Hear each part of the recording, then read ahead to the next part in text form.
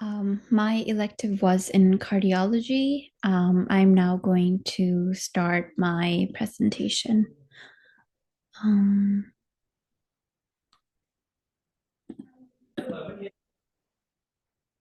okay, cardiology.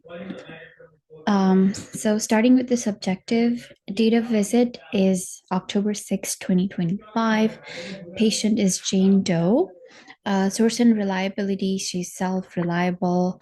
And her chief complaint is rapid heartbeat for 6 months. Starting with the HPI, she's a 25-year-old female with past medical history of hypothyroid and congenital adrenal hyperplasia, referred by her endocrine for evaluation of persistent tachycardia.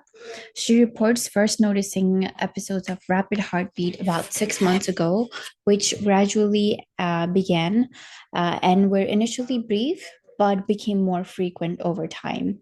The episodes typically occur when she's standing for a long period of time, she's changing position quickly, or during emotional stress. She describes the sensation as strong, fluttering, or pounding heartbeat localized to the chest and occasionally radiating towards her throat.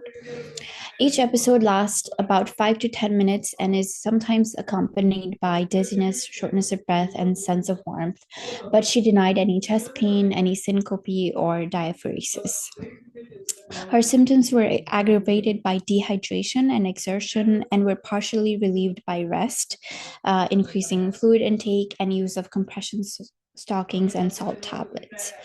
And these were all initiated by her endocrinologist that referred her to us. She notes the symptoms are more frequent in the morning or when she eats, and she rates the severity around 6 out of 10 during their peak time. She denies any edema, no orthopnea. She feels that her symptoms may be related to her hormonal condition. She has a history of congenital adrenal hyperplasia. She reports that this episodes interfere with her ability to focus and remain comfortable during daily activities, especially when she's standing for a long period of time. This is her history. For past medical history, she has history of congenital adrenal hyperplasia. This is a condition where patients have deficiency in an enzyme that, or like a protein or enzyme that um, prevents them from forming aldosterone, cortisol, and a lot of the proteins get diverted into production of testosterone and estrogen. And because she has deficiency of aldosterone, she has problem retaining salt in her body. She was diagnosed with this in childhood, but she is stable under her endocrinology care. She also has history of hypothyroid. She's on daily levothyroxine, stable. She denied any Big Ten. There was no hospitalizations, accidents, or major injuries. Um, and she had never been pregnant. Her last menstrual period was 2 weeks ago. She denied any recent surgeries. For healthcare maintenance, she's up to date with all her vaccines, dental exam, eye exam, and her physical was 4 months ago by her endocrinologist. For family history, a lot of thyroid issues in her mother. Dad has hypertension, sister is healthy, no Big Ten in the family. Um, for her social history, she denied any smoking, alcohol, recreational drug use, and she drinks 1 cup of coffee per day. It's important to ask this question for patients with palpitations, especially because being on drugs, certain types of drugs, drinking a lot of coffee or even alcohol can cause palpitations. No recent travel. For occupational history, she's full-time college student. And that's also important, I think, because stress is a factor. It can also cause palpitations. For daily activities, diet, exercise, she walks regularly. Also important because physical inactivity or sedentary lifestyle can cause palpitations, or if you already have palpitations or PVCs, it can increase the frequency. She follows a moderate salt diet per endocrinology recommendation. She maintains hydration with electrolytes and fluid. I forgot to make that red, but that's also important. Electrolyte disturbances or hypovolemia can also cause palpitations. She denied any allergies for medications. So these are the medications she's put on because of her congenital condition. Hydrocortisone eventually gets converted into cortisol because she's lacking the enzyme that helps her make cortisol. She needs to take this medication. She's probably started on this when she was a child, and she probably has to take this for the rest of her life. Same as fludrocortisone helps make cortisol, levothyroxine because of her hypothyroid, and she was placed on salt tablets because of her symptoms by her endocrinologist. She's also on compression stockings, and she denies any herbal or any over-the-counter medications. For review of system, all of everything here is pertinent. She denied any general, any skin conditions. For cardiovascular, she denied any chest pain, shortness of breath, any DOE, any dyspnea, orthopnea. Well, she does have palpitations, syncope, or peripheral swelling. She denied any respiratory, GI symptoms, any neurological symptoms. Any endocrine, she denied polydipsia, polyuria, polyphagia, any skin or hair changes that can be because of hypothyroid or hyperthyroid symptoms, no temperature intolerance or menstrual irregularities. For peripheral vascular, she denied any color or temperature changes, any swelling, any rest pain or leg cramps. She denied any psychiatric. And I think it's important to ask this as well because anxiety is another thing that can cause palpitations.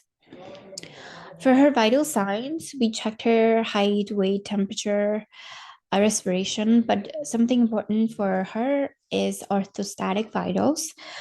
So we measured supine, sitting, and then standing.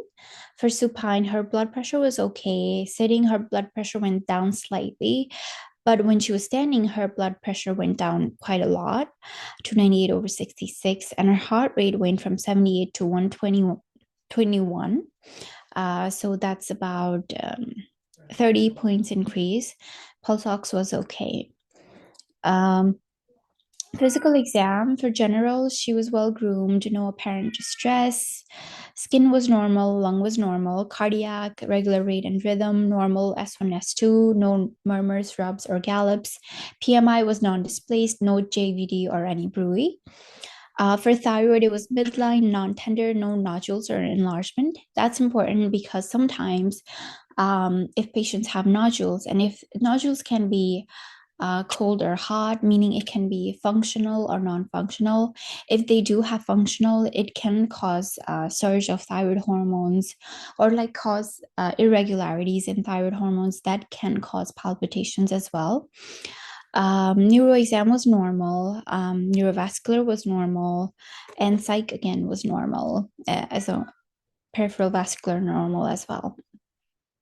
For assessment, she is a young female with congenital adrenal hyperplasia and hypothyroid. Both of the conditions can cause palpitations, right? She presented with tachycardia and postural symptoms, that she has increased heart rate when standing. Orthostatic vitals during physical exam showed heart rate increase more than 30 beats per minute upon standing, and this is consistent with POTS or postural orthostatic tachycardia syndrome. She had no signs of structural heart disease, pulmonary pathology, or thyroid over replacement. So primary diagnosis for her is POTS. So no signs of structural heart disease because I forgot to mention she did have prior echo done that didn't show any structural or pathology. For differential diagnosis, we have inappropriate sinus tachycardia. This can cause elevated heart rate at rest and with minimal exertion. Some people just have this ectopic beat or pathway that causes them to have inappropriate high heart rate. Next differential is thyroid toxicosis. Because she has history of hypothyroid and she's on Synthroid currently, we also have to think about any medications being over replaced that can cause for her to go into hyperthyroid like conditions. But because from her review of systems she denied any hair changes, any fatigue, um, uh, and she said there was no recent medication changes, and also recent lab with PCP she said was okay. This is lower in our differential. Anemia can also be another differential because it can cause compensatory tachycardia due to low oxygen carrying capacity. Next differential would be anxiety or autonomic dysfunction due to stress-related tachycardia. And next would be dehydration, electrolyte imbalance, because hypovolemia can exacerbate heart rate response. So plan for her was because she already did echo, we didn't repeat it. Um, I couldn't attach the result of the echo here because I was not able to have access to her chart, but that was normal. We ordered EKG to confirm sinus rhythm and rule out arrhythmia, and for her that was EKG was okay in office. We ordered CBC to screen for anemia. We ordered BMP to assess her electrolyte and renal function. We ordered TSH and free T4 together to evaluate thyroid control. And we want to order both of these together because sometimes they could have normal TSH, but their T4 would be abnormal. And we ordered 24-hour Holter monitor to rule out any other arrhythmias like AFib, AFlutter, SVT. Medications, we told her to continue her medications for um, her congenital adrenal hyperplasia. And we also, the medication that she's on, fluorocortisone, actually helps symptoms of POTS because it can increase volume in the body. Because she has congenital adrenal hyperplasia, she's not retaining a lot of salt due to low aldosterone, but fluorocortisone will help her retain that volume. We want her to continue her thyroid medication. And if we see that if her TSH is abnormal, we can make changes to her medication when she comes back for a follow-up. We want her to continue her salt tablet and hydration. And there's a medication called propranolol. This is a beta blocker. It can help lower heartbeat or heart rate. And we can give this to her 10 to 20 milligrams 3 times a day, or however she can tolerate if her symptoms persist after Holter monitor reading. And non-farm therapy for her is daily compression stockings, right? So compression stockings will help bring the volume back to her heart from her legs. So that's very useful for patients with POTS. We want her to have high salt diet up to 10 grams per day under supervision. We want her to have, because of her symptoms, she likely won't be able to go running, but we still want her to have physical activity. We want her cycling, swimming, anything that's gradual. And we want her to avoid prolonged standing, heat, and dehydrations, all of which can exacerbate her symptoms. For patient education, we explained to her the benign nature of POTS. It's not structural condition. You know, a lot of the patients with POTS, they have a lot of anxiety, and that makes their symptoms worse because they think there's something wrong with them. There's something wrong with their heart, their body. It's an autonomic condition, which is basically their heart is not like neurological and heart is not responding properly, but most of the times they don't have any structural conditions. So we explained to her it's benign to calm her down. We reviewed symptom control methods like hydration, salt, and slow position change from sitting to standing.